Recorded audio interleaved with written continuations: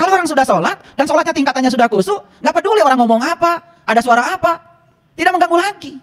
Nah, Anda yang sholat menyalahkan orang lain ribut, Anda yang sholat menyalahkan orang lain yang bicara di luar Anda, sebetulnya Anda itu nggak sholat. Anda sedang mendengarkan suara lain yang datang telinga Anda. Nggak sholat. Ngaku aja sholat.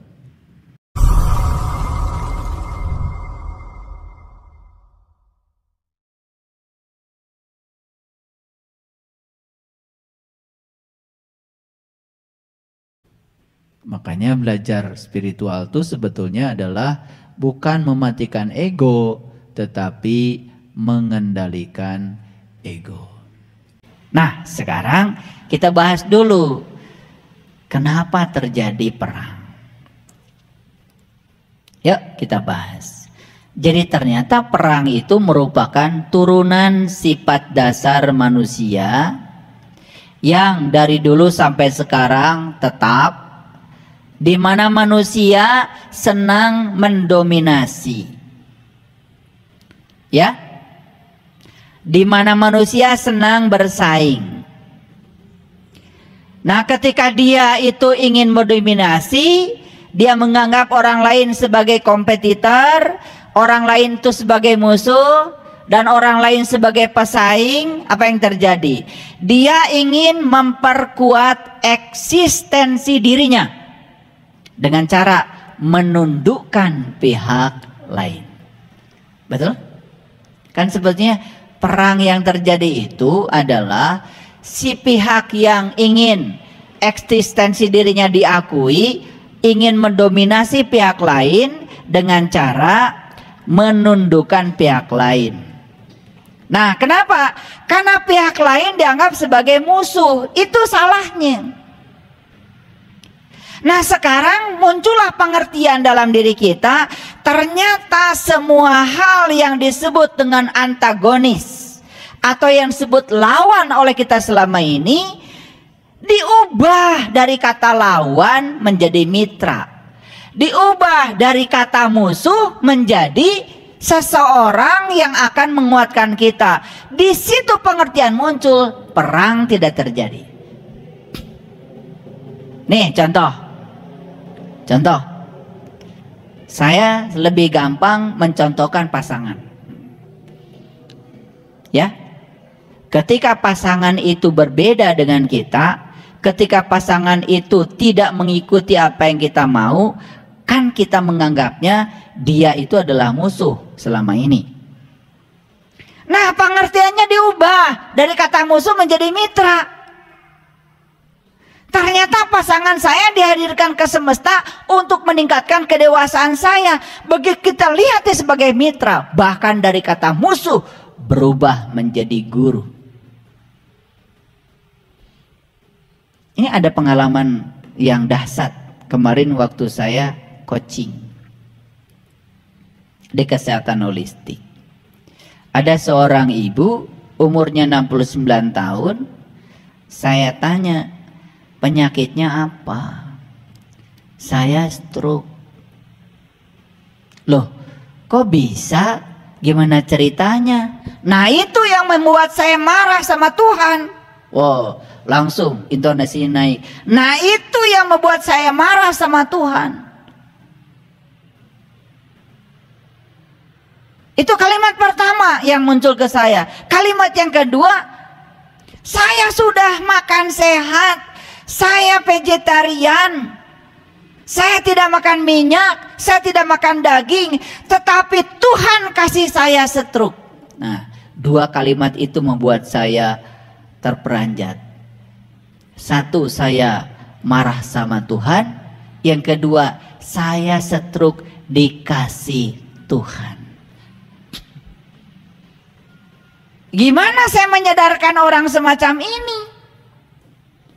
Dia mau berobat kemanapun gak akan sembuh, karena dia memposisikan Tuhan sebagai pemberi penyakit, tidak menjadikan Tuhan sebagai healer, tidak menjadikan Tuhan sebagai penyembuh. Karena ketika sudut pandangnya belum diubah, berobat kemanapun gak akan sembuh. Saya cari akal gimana menjelaskannya. Lalu saya ingat manusia itu punya 5 tubuh. 1 tubuh spirit, 2 tubuh intuisi, 3 tubuh mental, 4 tubuh energi, dan yang kelima adalah tubuh fisik. Saya bilang, kalau Anda sudah makan sehat, yes, tapi Anda baru ngurus 1/5 dari tubuh Anda, yaitu tubuh fisik Anda. Dan riset menyatakan stroke, cancer, dan segala macam penyakit, penyebab utamanya adalah 50% spiritual, 25% mental, 15% hubungan sosial. Saya tanya lagi kepada beliau, bagaimana dengan spiritual Anda? Apakah Anda sudah tahu siapa diri Anda? Mulai saya tanya. Itu cara saya menterapi. Apakah sudah tahu Tuhan Anda? Apakah Anda sudah kenal siapa diri Anda yang sebenarnya? Terus saya hajar aspek spiritualnya. Ternyata angkat tangan. Di dimensi itu saya tidak tahu. Apakah Anda sudah bisa mengendalikan pikiran Anda dari masa lalu dan masa depan? Apakah Anda sudah bisa hadir di sini saat ini sekarang? Apakah Anda sudah damai? Terus saya hajar situ. Ternyata mulai angkat tangan. Saya tidak memiliki dimensi itu. Jadi pantas kalau sekarang stroke. Akhirnya saya tanya terakhir, siapa penyebab stroke Anda? Saya sendiri. Nah, setelah mengatakan saya sendiri, baru saya munculkan beberapa ayat dalam kitab suci. Saya baca di dalam kitab sucinya beliau, karena beliau agamanya Nasrani, ya. Di situ dikatakan Tuhan adalah seorang penyembuh. Tuhan adalah healer. Dalam bahasa Quran, faiza maridtu fahuwa yasfin. Dan ketika kamu sakit, aku penyembuhnya. Tidak ada satu ayat pun yang mengatakan Tuhan pencipta penyakit. Yang ada Tuhan adalah penyembuh. Saat itu kemudian saya bimbing doa. Saya bimbing doa. Yuk kita doa sekarang. Saya bimbing doa. Tuhan, aku datang kepadamu dan aku minta maaf. Karena selama ini aku salah menempatkan Engkau dalam pikiranku. Maaf jika aku menyangka kalau penyakit ini datang darimu. Padahal Engkau adalah kasih. Engkau adalah sumber kasih bagi diriku. Tidak mungkin seorang kasih menyampaikan dan merampas kesenangan dari diriku. Terus saya bimbing, sampai nangis. Dan setelah itu, wajah beliau berubah cerah. Dan tangannya menjadi sangat ringan.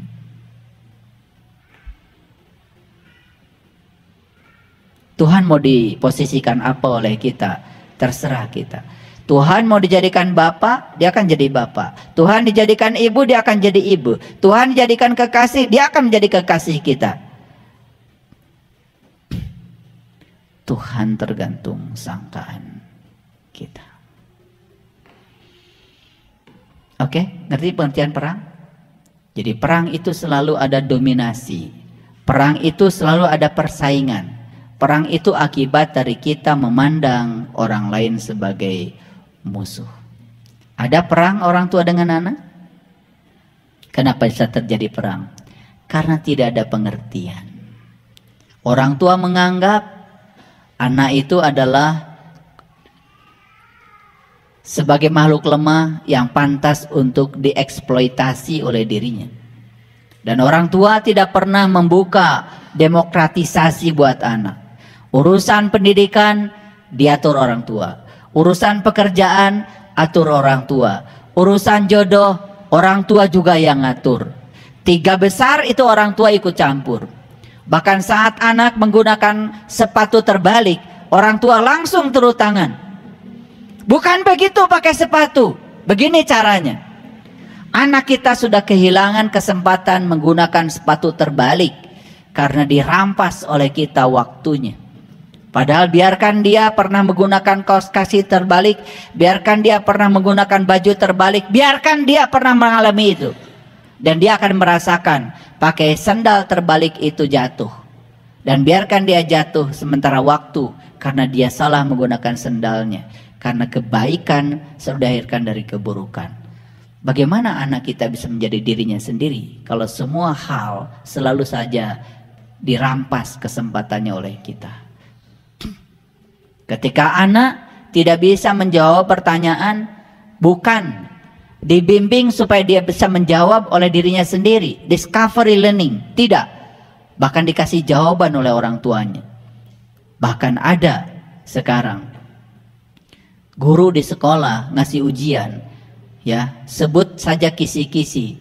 Ternyata begitu saya baca, itu jawaban ujiannya diberikan pada anaknya. Sekolah macam apa yang semacam itu? Bahkan orang tua tidak sadar bangga ketika anaknya dikasih kunci jawaban. Bahkan rela bayar sama gurunya untuk mendapatkan kunci jawaban bagi anaknya. Orang tua macam apa yang semacam itu? Semua dirampas demi cinta kasih kepada anak. Cinta kasih yang tolol menurut saya. Cinta kasih yang dungu, cinta kasih yang dangkal. Padahal itu adalah racun yang akan menjerumuskan anak kita sendiri menjadi tidak menjadi dirinya sendiri. Yuk kita sadari, ada nggak perang orang tua dengan anak? Ada? Ada nggak perang antara anak dengan anak? Ada. Ada nggak perang antara suami dengan istri? Ganti intinya. Kenapa itu semua terjadi? Nih, ada yang ingin mendominasi dan menganggap pasangannya adalah saingannya, dan dia yang menunjukkan eksistensi dirinya, dan dia harus menundukkan pihak lain agar pihak lain tunduk pada dirinya, dan dia merasa puas ketika pihak lain itu sudah tunduk pada dirinya. Padahal sebetulnya ketika dia superior dan kemudian yang lain inferior, yang terjadi apa? Dia sudah menindas orang lain. Nanti hasil akhirnya apa? Tiba-tiba istrinya cancer.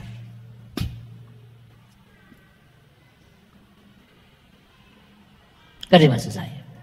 Begitu itu terjadi, dia tidak mau cuci tangan. Padahal itu adalah sebab dari dia, akibat yang diakibatkan oleh dia. Begitu itu terjadi, dianggap sepele. Padahal itu sebetulnya apa? Ketika kebebasannya dirampas, dia tertekan terus menerus. Saat tertekan, stres. Saat stres, seluruh sel dalam tubuhnya berubah. Sistem kelistrikan tubuh, sistem kimia tubuh berubah. Apa yang terjadi? Mitokondria dari selnya rusak. Nah, ketika mitokondria rusak, kemudian dia juga tidak bisa mengendalikan. Akibatnya stres berlebihan. Lari ke makanan. Makan nasi berlebihan. Mau tidur aja masih makan. Apa yang terjadi? Gula dalam tubuh banyak.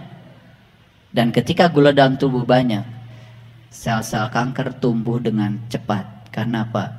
Karena ada fruktosa yang disediakan oleh tubuh, oleh kita. Karena ada ya, mohon maaf, akibat stres larinya ke makan. Ada kan? Itu kompensasi.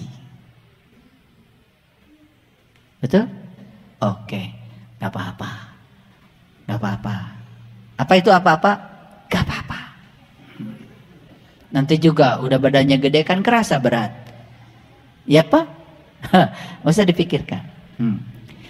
Jadi perang itu selalu menimbulkan kesedihan. Perang itu menimbulkan kemiskinan. Dan itu akan berkepanjangan. Yuk kita sekarang boleh perang tetapi singkat saja. Damainya panjang. Nah boleh perang lagi, gak apa-apa, gak apa-apa sekali-kali, tetapi damainya panjang lagi. Sebetulnya tugas kita ini bukan menghindari perang, tetapi mempersingkat perang agar damainya panjang. Gak apa-apa perang, ya, sejam 2 jam tapi damainya 10 tahun, gak apa-apa, gak apa-apa. Saya izinkan perang macam begitu, boleh.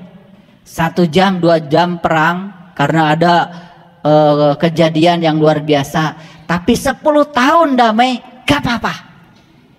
Saya bolehkan.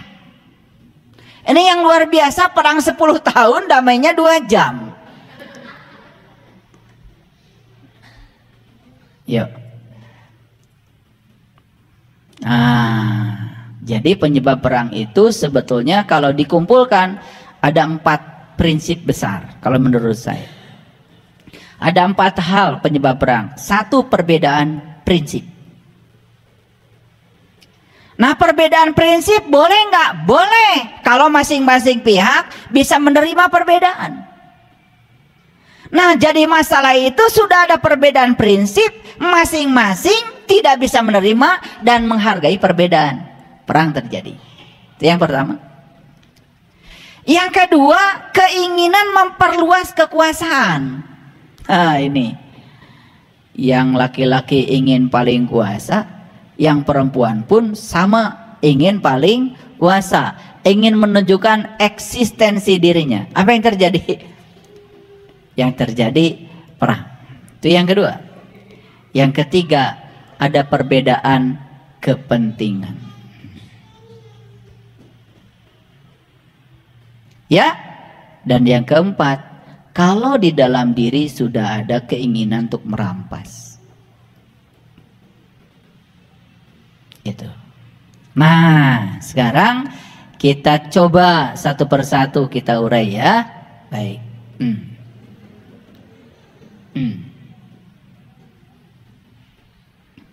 Baik. Tidak pernah ada perang yang baik.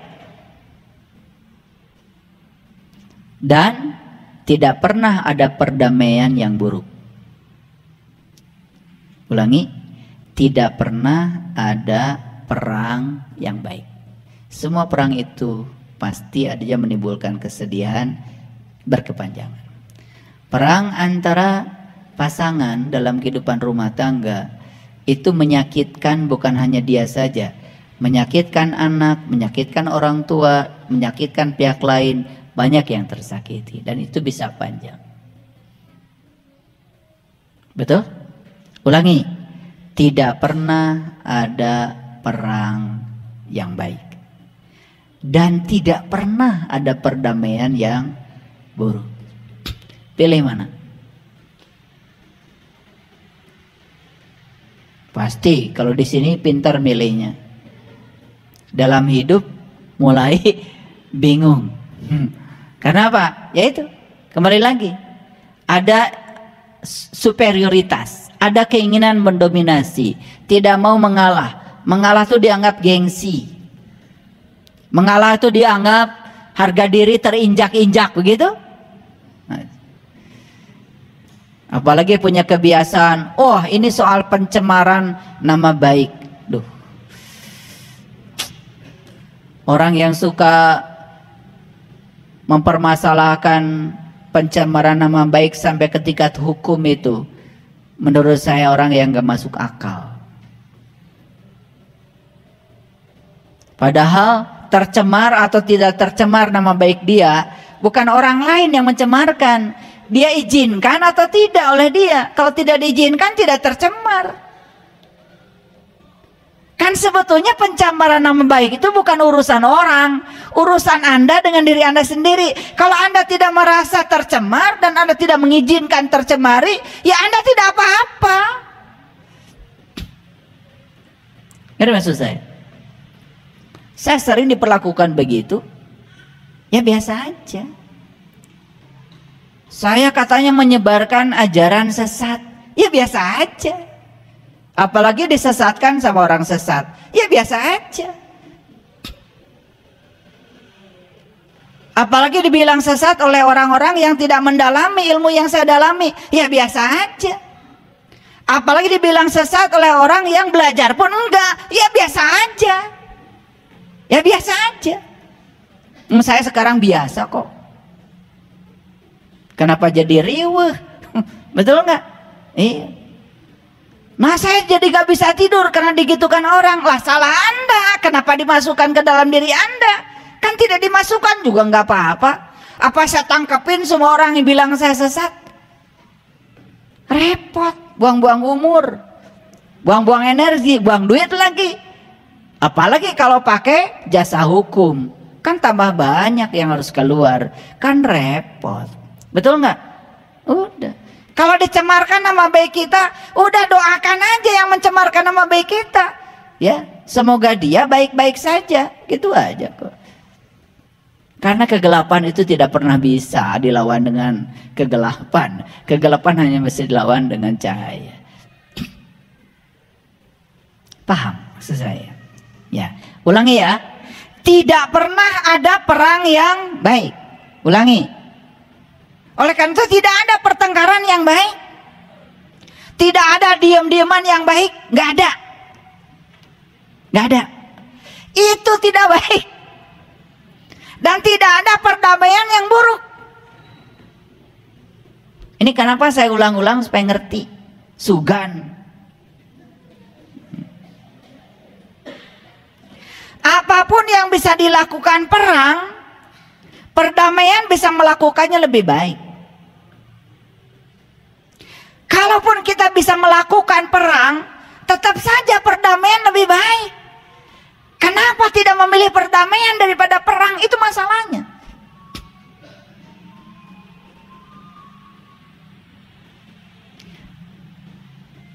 Terutama ketika kita berperang dengan diri kita sendiri. Di Quran itu ada kata-kata yang sangat indah. Allazina amanu wa tatma'innu qulubuhum bi zikrillah. Ala bidzikrillahi tatma'innul qulub. Orang beriman itu kalbunya tentram hanya dengan mengingat Allah. Ala bidzikrillahi tatma'innul qulub. Hanya dengan mengingat Allah kalbumu menjadi tentram. Itu ayat keren sekali. Cuman menjadi nggak keren karena kita nggak pernah tanya. Saya ingin tentram kalbunya. Gimana caranya? Kata Allah, kamu hanya akan tentram dengan mengingat Allah. Udah ambil tasbih.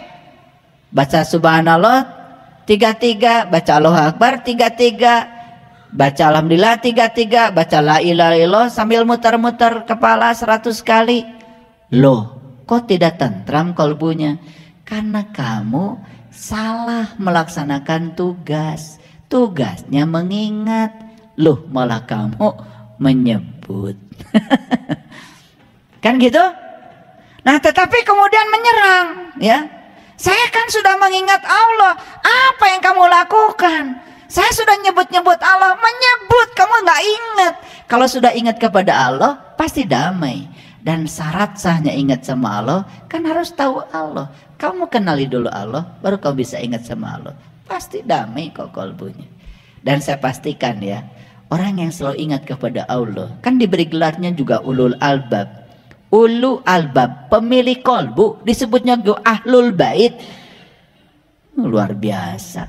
Ahlul bait, ya tentu saja ahlul bait selalu diam di rumah Allah. Kalau diam di rumah Allah, gak keluar dari situ, damai. Yang gak damai itu yang sering keluar dari rumah Allah. Dan rumah Allah itu bukan di luar. Rumah Allah ada dalam dirimu.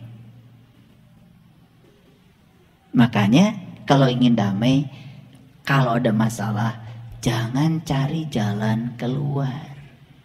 Cari jalan ke dalam. Gitu aja kok. Coba, ada masalah, cari jalannya keluar. Banyak yang disalahkan. Perang semakin berkecamuk. Begitu ditarik ke dalam, selesai. Contoh ya. Nih, ada orang yang sedang berperang. Tarik ke dalam. Iya, perang teh mau jadi, lamun teh saruana, kan gitu. Ah, udah. Saya tarik ke dalam aja. Capek-capek. Dan mual mungkin pihak sana nyerang terus. Kalau kita sudah diam. Betul nggak? Dan nyerang soteh. Da urang saruana. Makanya mencari jalan keluar sarwana. Nu ieu keluar, silih salahkeun. Tapi kalau mencari jalan ke dalam, coba adem. Dan mengalah itu bukan berarti kalah ya. Mengalah itu terhormat kok. Gitu aja susah dalam hidup ya. Aduh, luar biasa. Lanjut. Oke. Jika kita menginginkan perdamaian, bekerjalah untuk keadilan. Ulangi, jika kita menginginkan perdamaian, kan ingin tadi, apa yang harus kita lakukan? Bekerjalah untuk keadilan. Tahu adil? Ayo lihat saya kalau belum tahu. Adil itu menempatkan sesuatu pada tempatnya. Ukur orang dengan ukuran orang. Ukur suami kita dengan ukuran dia. Ukur istri kita dengan ukuran dia. Ukur anak kita dengan ukuran dia. Ukur semua orang dengan ukuran dirinya. Jangan ukur orang dengan ukuranmu. Kamu akan berperang. Itu namanya adil. Adil itu menempatkan sesuatu pada tempatnya. Ukur orang dengan ukuran orang. Contoh, anak nakal, gak nurut sama orang tua. Ukur anak dari ukuran anak. Lihat diri kamu waktu segede gitu. Walwe baong ti budak. Betul nggak? Iya. Orang tua mengeluh pada saya. Anak saya sudah umur segitu belum sholat. Gimana caranya? Jawaban saya sederhana. Kamu juga dulu seusia dia nggak sholat. Kan pencerminan. Terus apa masalahnya? Betul nggak? Iya. Pernah nggak ngajarin sholat sama anak, sholat yang ada rasanya? Belum. Rekomah sholat. Anak diajarin, belum pernah diajarin sholat yang ada rasanya. Dia tidak merasakan antara sholat dan tidak sholat. Atau meren weta sholat oke, datang ngarasakan. Tidak rindu pada sholat, nggak pernah diajarin kok. Kita cuman menuntut supaya mereka sholat. Betul apa tidak? Adil nggak gitu? Saya tanya, adil nggak itu? Adil nggak gitu? Sering nggak menuntut orang lain seperti yang kita mau? Adil nggak? Begitu kita tidak adil, ya kedamaian nggak ada. Coba adil, damai. Ngerti maksud saya? Itu ngartos ente. Ini agak berat memang kuliah ini ya. Adil, damai. Maka saya jelaskan contoh-contoh supaya ngerti. Tempatkan orang lain di tempatnya. Jangan ditarik-tarik menurut ukuran kita. Nggak adil. Coba. Kalian ngajarin anak. Ngajarin matematika. Iya budak teh bisa wae. Padahal soalnya mudah teh cek maneh. Cek budak macan karti. Betul apa tidak? Muncullah kata-kata tidak adil. Apa? Gini aja kamu nggak tahu, gini aja kamu nggak bisa. Itu nggak adil. Karena kamu sedang menghajar anakmu dengan ukuranmu. Nggak adil. Timbul nggak pertentangan. Pasti eta budak keuleun ke orang tuana. So, betul apa tidak? Ini supaya ngerti apa yang dimaksud dengan keadilan. Makanya saya bilang tadi, tidak ada kedamaian kalau tidak keadilan. Sok adil. Betul? Berlaku adil. Nah, berlaku adil itu dua. Satu, berlaku adil pada diri kita sendiri. Yang kedua, berlaku adil pada orang lain. Kalau itu selalu ditegakkan, kebenaran akan tegakkan. Sudah saya sampaikan kemarin 5 dasar kebenaran. 1 pengetahuan, 2 cinta, 3 keadilan, 4 pengabdian, 5 kesabaran. Itu dasar kebenaran.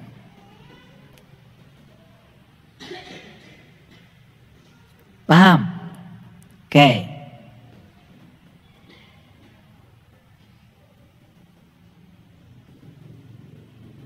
Perlu contoh lagi nggak tentang keadilan? Sering nggak melakukan tidak adil? Sering sekali. Betul nggak? Iya.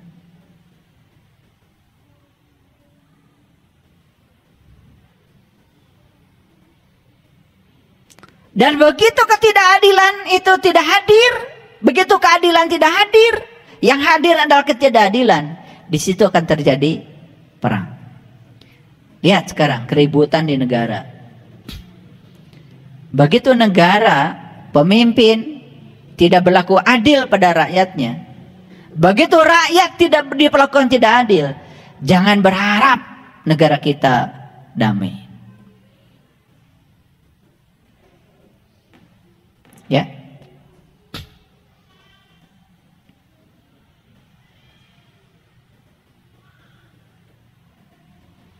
Lalu yang berikutnya, ketenangan itu bukanlah kebebasan dari badai, tetapi kedamaian di tengah badai. Ulangi supaya ngerti.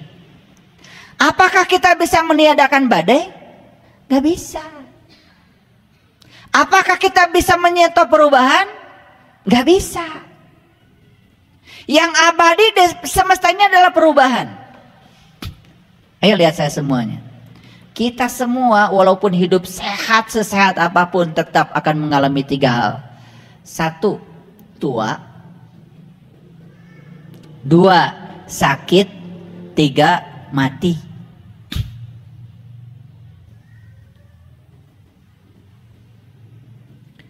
Walaupun kita hidup sehat, yang 3 itu akan terjadi, soal waktu kok. Tua, sakit, mati. Saya makan sehat, tetap aja tua. Saya makan sehat, tetap aja bakal sakit. Tidak ada yang abadi. Maka sadari kalau perubahan itu tidak abadi. Oleh karena itu jangan melawan perubahan. Melawan perubahan itu perang. Itu keniscayaan, tidak bisa dilawan. Nah, yang bisa kita lakukan adalah bagaimana cara kita menerima kita saat kita tua. Bagaimana cara kita menerima kita saat kita sakit. Bagaimana cara kita menerima diri kita saat kita mati. Jadi yang penting dalam hidup bukan melawan itu, tetapi menerima itu. Paham maksud saya? Oke? Baik. Jadi sekali lagi, ketenangan bukanlah kebebasan dari badai. Dan badai akan ada aja. Dan datang silih berganti. Tetapi damai di tengah badai itu pilihan. Contoh. Saya pernah sakit ya. Sekali seumur hidup saya sakit sampai saya harus kehilangan ginjal saya 1. Dioperasi ya sakit. Diobrak-abrik perut saya sebelah kanan sakit.